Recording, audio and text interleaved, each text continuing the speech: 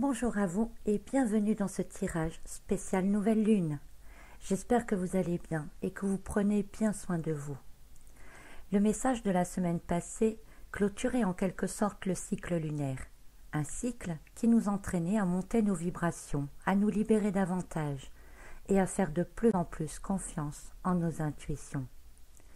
Le message de la semaine passée nous demandait également de faire face à notre authenticité. Nos ressentis peuvent faire tomber les masques des autres, mais nous-mêmes ne devons plus nous cacher. Cette semaine est un peu spéciale car nous avons la nouvelle lune en ce 15 mai, et donc un nouveau cycle lunaire qui démarre, mais également une conjoncture de planètes qui ressemble à une véritable feria.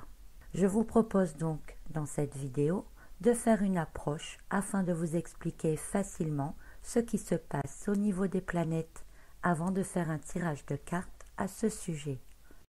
Tadam! Voici donc les acteurs de cette feria.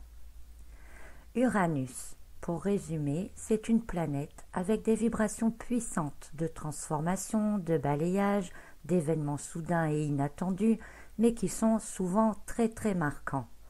C'est une planète qui ne ménage rien sur son passage. Comme on dit, il y a l'avant et l'après Uranus, un peu comme la boule de bowling qui renverse toutes les quilles.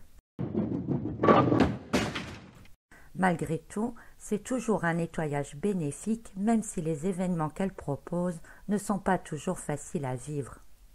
Uranus, c'est aussi la planète de l'intuition, des ressentis. Elle est liée à l'esprit, la conscience, la recherche de vérité, et a le don de faire émerger la vérité. En gros, c'est un esprit libre et indépendant. Elle agit un peu comme un reset, une réinitialisation. Elle nous libère des mémoires qui ne nous appartiennent pas pour que nous puissions être nous-mêmes authentiques. Peut-être commencez-vous à voir le rapport avec le dernier cycle lunaire qui nous a préparés en quelque sorte à cette arrivée d'Uranus. Car en effet, cette planète va intensifier nos ressentis et accélérer d'un coup notre nettoyage. C'est une planète lente, elle met 7 années pour passer d'un signe à un autre. Sa maison est celle du Verseau. Uranus est accompagné de près de Mercure, planète des communications, de l'ouverture et de la clarté d'esprit. C'est une planète qui permet également la communication entre notre être physique et notre être spirituel. On peut dire qu'avec ces deux planètes, les intuitions, les visions, etc. sont très développées, plus qu'à l'accoutumée. C'est une période très favorable d'ailleurs pour les médiums, mais également pour les inventeurs. Elle permet en quelque sorte à notre esprit de se tourner vers l'avenir, et en ce sens, elle vient appuyer le décrochage par rapport au passé. Grâce à elle, il est plus facile de lâcher les vieilles croyances et de regarder devant soi. En même temps, elle permet de faire le constat de ce qui est dans le présent. Une troisième planète entre dans la feria également, à cette même date du 15 mai. Il s'agit de Mars. Mars est une planète forte, à caractère fort, dont les caractéristiques sont l'action, le courage, la force, l'intransigeance, l'impatience, la réactivité, la violence et la guerre même dans l'extrême. Puis nous avons une quatrième planète qui se fera ressentir également, c'est Jupiter. Elle sera à l'opposé des autres. C'est une planète d'enthousiasme, d'excès en tout genre, de débordement, d'expansion, conduisant parfois à la folie des grandeurs et nous permet de voir les choses parfois trop en grand. Il est donc possible que cet enthousiasme nous fasse avancer d'un grand pas, en nous permettant de faire ce que nous n'osons pas faire. Mais il est possible également qu'elle nous fasse viser trop haut ou que nous subissions comme de l'abus de confiance. Voilà donc pour les planètes qui auront la plus grande action à partir du 15 mai. Voyons à présent la petite histoire de feria si vous le voulez bien.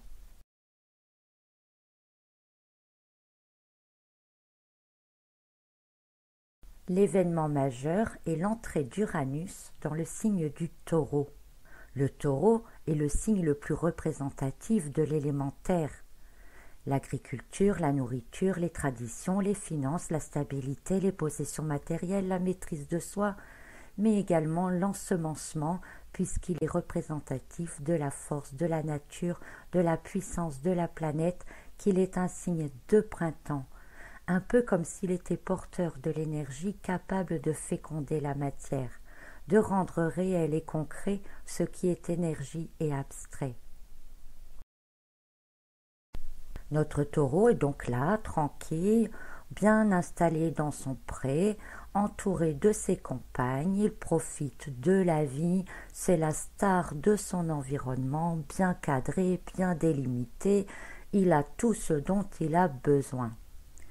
Et voilà donc qu'Uranus entre chez lui.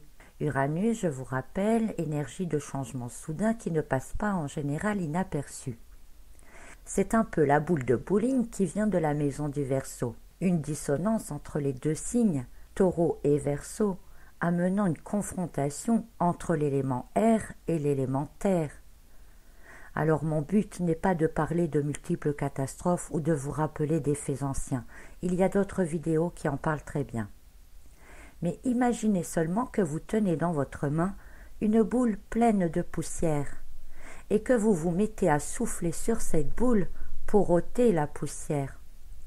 C'est exactement cela que représente l'entrée d'Uranus et son élément air dans le signe du Taureau et de son élément terre.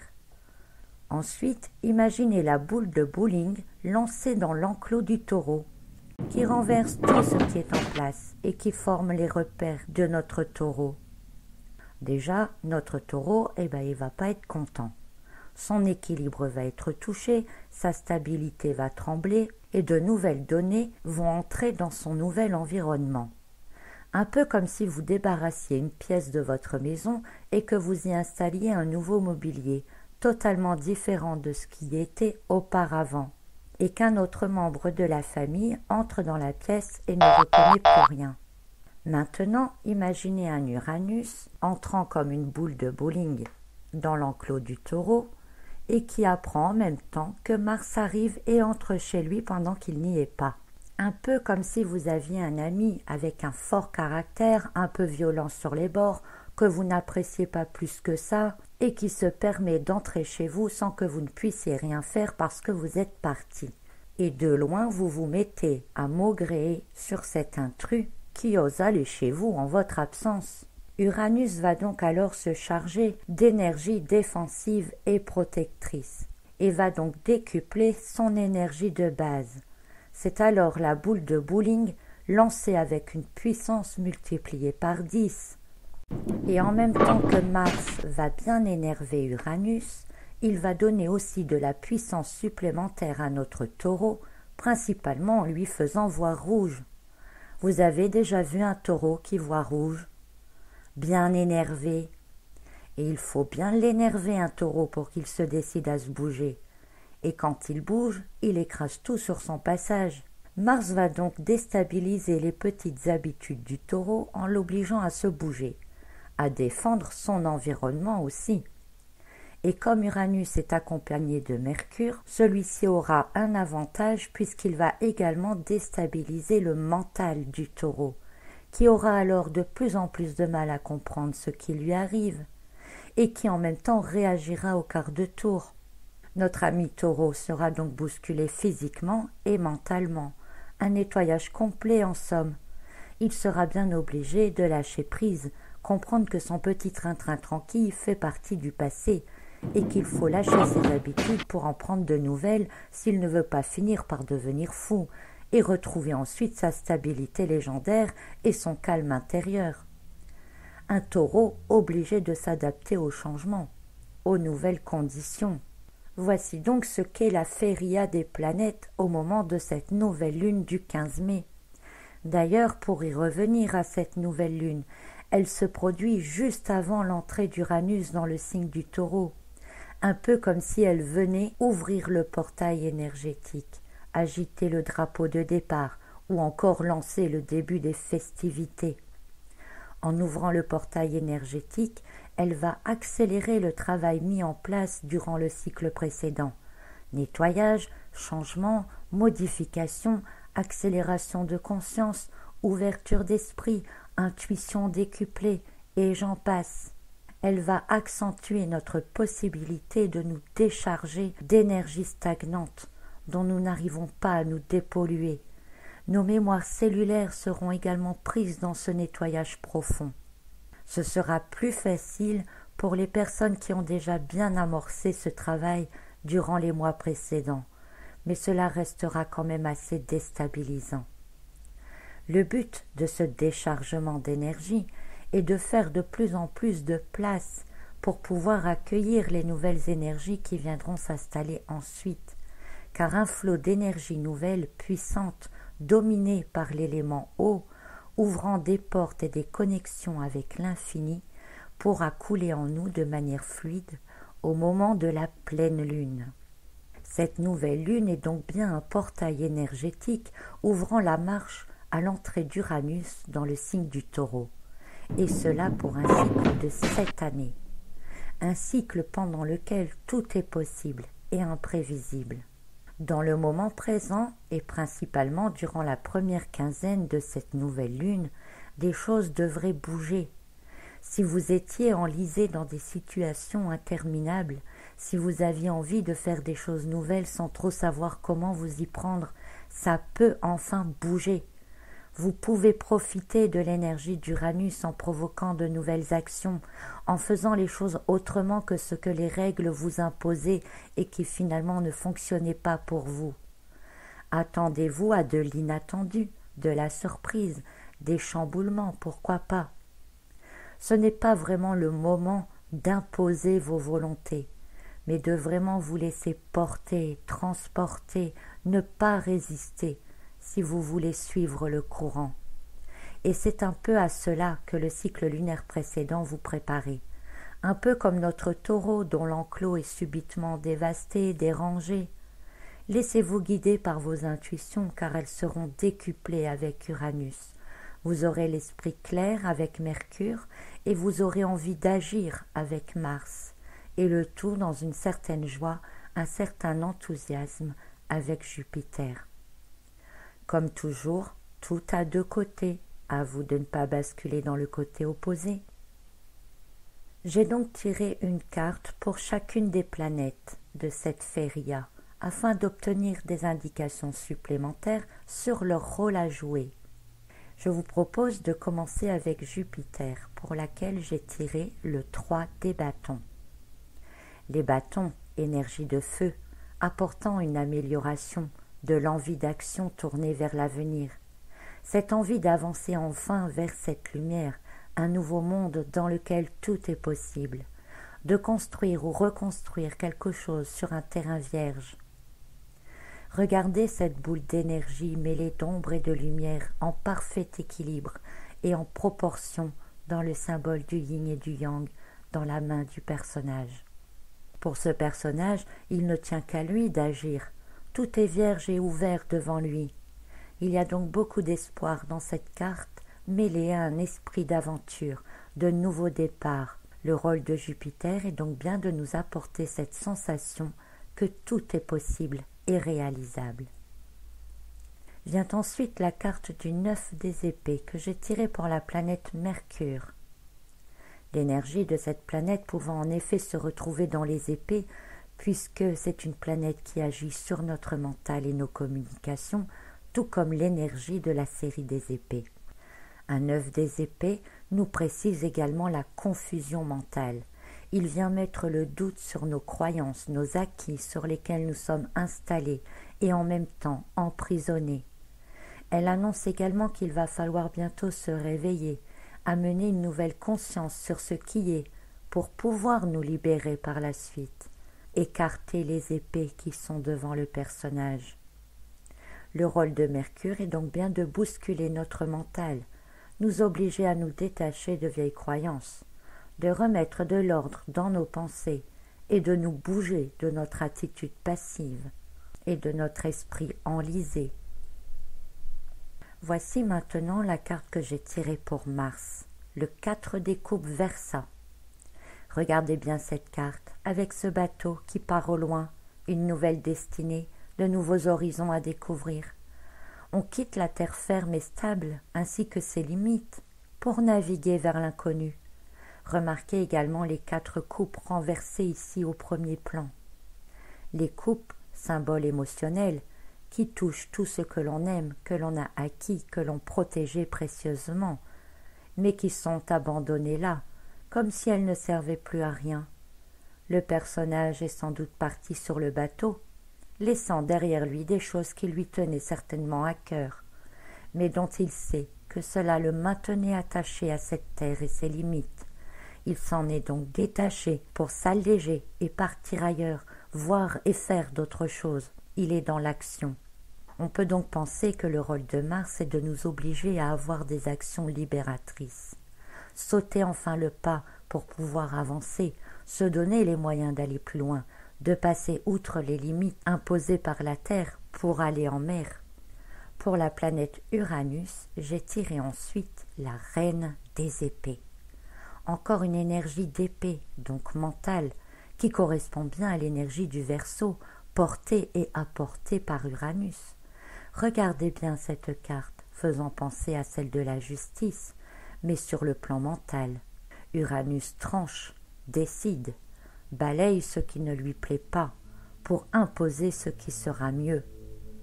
À la base, c'est une carte qui montre qu'il y a eu trop de blessures, trop de faux pas, d'incompréhension ou de trahison peut-être, que l'on en a appris des choses, que l'on a guéri et que l'on souhaite passer à autre chose.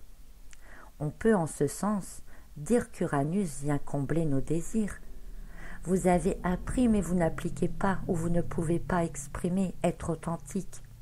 C'est un peu comme si ce personnage disait « Je vais faire les choix pour vous aider, remettez-vous-en à ma décision et tout ira pour le mieux par la suite. » C'est également un personnage féminin, donc Yin, et Uranus fait également ressentir le côté Yin pour qu'il puisse s'exprimer.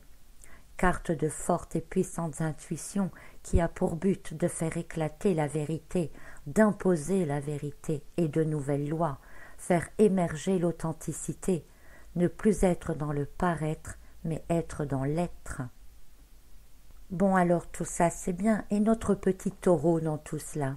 Eh bien pour lui j'ai tiré la carte du 7 des bâtons. Et là aussi j'ai vraiment bien tiré la carte pour le représenter, vous allez comprendre. Regardez ce personnage, stable, avec les limites de son enclos devant lui, avec ce bâton pour se défendre, la couleur rouge de son vêtement. On ressent l'énervement de Mars dans la couleur rouge, prêt à l'action. On ressent également l'opposition avec la tunique divisée en 2 couleurs, un côté rouge, un côté blanc. Il tient à sa stabilité et se dit que quoi qu'il arrive, il retrouvera sa stabilité. Son casque peut faire penser à la rigidité de ses pensées. Mais regardez d'un peu plus près ces bâtons devant lui. On peut y voir des chiffres romains. Le 10 qui représente la roue de fortune, les changements soudains, l'évolution. Puis 2 fois le 1, le battleur, le nouveau départ, le recommencement ou le commencement. Ou on peut voir directement le chiffre 2, représenté par ces 2 bâtons. Le chiffre 2, celui de la papesse et des connexions aux forces célestes, intuitives, médiumniques. Et le chiffre 5, celui du pape, également une connexion avec l'autorité supérieure, l'acquisition de connaissances, l'approbation divine, etc. Ainsi, notre personnage du 7 des bâtons, notre taureau, voit ce qui arrive vers lui. Les changements, les énergies supérieures, les nouvelles connaissances, les nouvelles connexions, une élévation vibratoire puissante. Et si l'on regarde l'ensemble de ces chiffres, de ces bâtons les uns à côté de l'autre, nous avons en chiffre romain le nombre 13. La carte 13 du tarot est celle de la mort, de la transformation, du grand balayage, et également celle d'une possible renaissance. La nécessité de laisser derrière soi tout ce qui est ancien ne sert plus ou nous limite, qu'on le veuille ou non. L'intention de la roue, du pape et de la papesse et d'engendrer de nouvelles données pour aller vers le battleur, représenté par 2 fois le 1, un nouveau personnage avec toute sa nouvelle dualité. Et enfin, pour représenter le rôle de la nouvelle lune, j'ai tiré la carte du pape.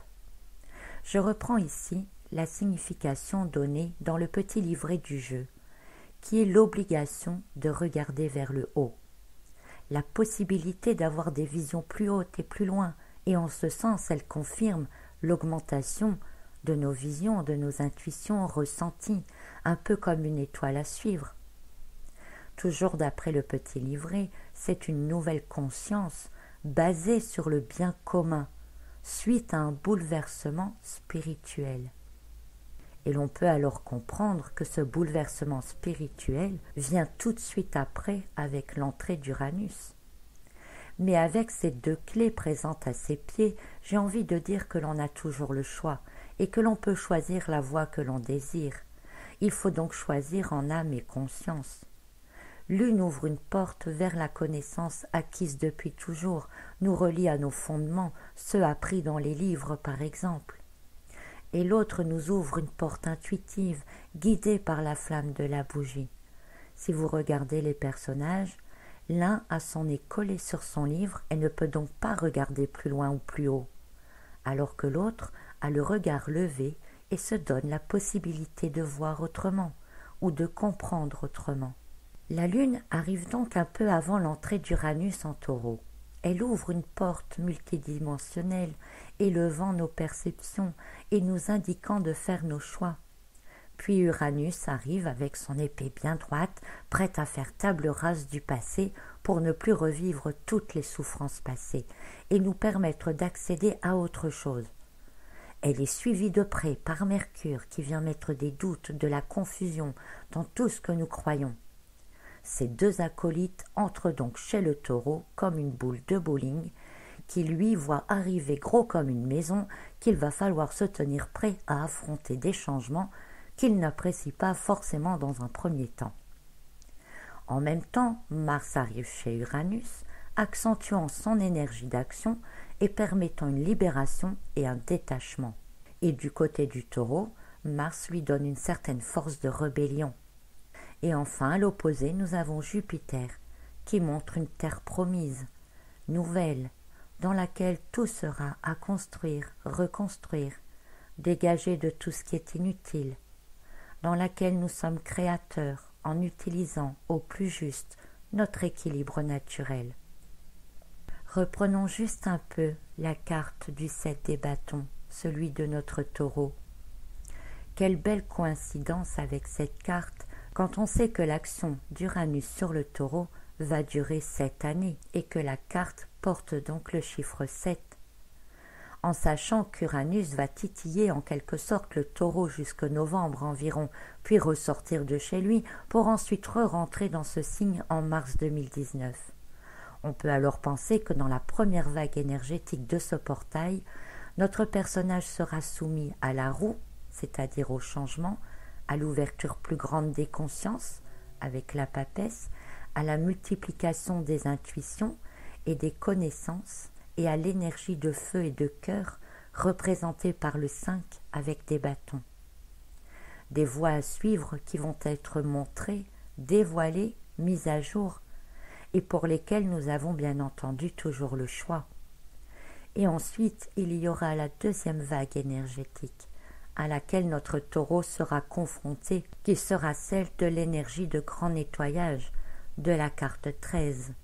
Mais si la carte du 3 des bâtons est opposée à tout cela et qu'elle nous indique l'avenir, alors peut-être ce qui peut nous attendre est tout simplement un monde vierge où tout est possible. Voilà, chers amis, j'espère que vous avez un peu compris cette feria des planètes qui va démarrer en ce jour de nouvelle lune, donc le 15 mai. À très bientôt pour une autre vidéo.